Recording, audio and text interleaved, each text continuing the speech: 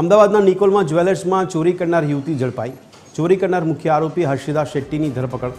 1.66 કરોડની કિંમતના દાગીના ચોરી ફરાર થઈ હતી। મહિલા આરોપી પાસેથી 22.54 લાખના દાગીના રિકવર કરાયા।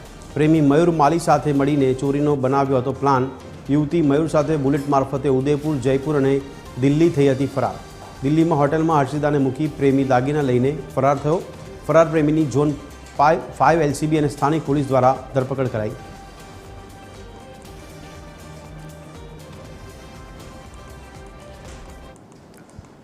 તો અમદાવાદ એરપોર્ટ પર કાર્ગો પરથી સોનાની ચોરીના 7 આરોપી ઝડપાયા। રૂપિયા 2.58 કરોડના સોનાની ચોરીનો ભેદ ઉકેલાયો।